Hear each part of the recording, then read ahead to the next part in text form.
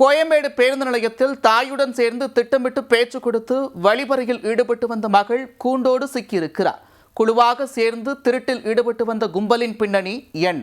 பேருந்து நிலையத்தில் பக்காவாக திட்டம் போட்டு கொள்ளையை அரங்கேற்றி வந்துள்ளனர் தாயும் மகளும். கூட்டாளிகளோடு சேர்ந்து கோயம்பேடு பயணிகளிடம் கொள்ளையடித்து வந்த கும்பல் சிக்கியது எப்படி? சென்னை வில்லிவாக்கத்தைச் சேர்ந்த சிவராமன் என்பவர் சொந்த ஊரான திருவண்ணாமலை செல்வதற்காக கோயம்பேடு பேருந்து நிலையம் வந்துள்ளார். அப்போது அங்கு வந்த 2 பெண்கள் அவரிடம் பேச்சு கொடுத்துள்ளனர். சம்பந்தம் இல்லாமல் அவர்கள் பேசிக் கொண்டிருக்கும் போதே மேலும் 2 ஆண்கள் வந்து சிவராமனை சரமாரியாக தாக்க ஆரம்பித்தனர். அவரது சட்டை பையில் வைத்திருந்த செல்போன் மற்றும் 5000 ரூபாய் பணம் ஆகியவற்றை பறித்துக் கொண்டு அவர்கள் தப்பிச் சென்றனர்.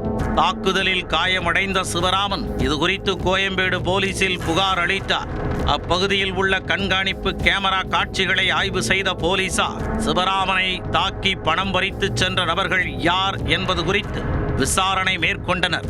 தொடர் விசாரணையில் வழிப்பறியில் ஈடுபட்டது செங்குன்றத்தைச் சேர்ந்த 49 வயதான மகாலட்சுமி மற்றும் அவரது 21 வயது மகள் சந்தியா என்பது தெரிய வந்தது. இவர்களுடன் வந்த கூட்டாளிகள் கனி என்ற சேட்டா, ராஜேஷ் என்பதும் கண்டுபிடிக்கப்பட்டது. இந்த சம்பவத்தில் சந்தியா மற்றும் சேட்டா ஆகிய 2 பேரை போலீசார் கைது செய்தனர். தலைமறைவாக உள்ள சந்தியாவின் தாய் மற்றும் கூட்டாளியை தேடி வருகின்றனர். சந்தியா கணவரை பிரிந்து வாழ்ந்து வரும் நிலையில் சேட்டாவுடன் நெருக்கமான தொடர்பு ஏற்பட்டதாக கூறப்படுகிறது. அவர்கள் இருவரும் சேர்ந்து கோயம்பேடு பேருந்து நிலையத்தில் தனியாக இருக்கும் நபர்களை குறிவைத்து வழிப்பறி செய்யலாம் என்ற முடிவுக்கு வந்துள்ளனர்.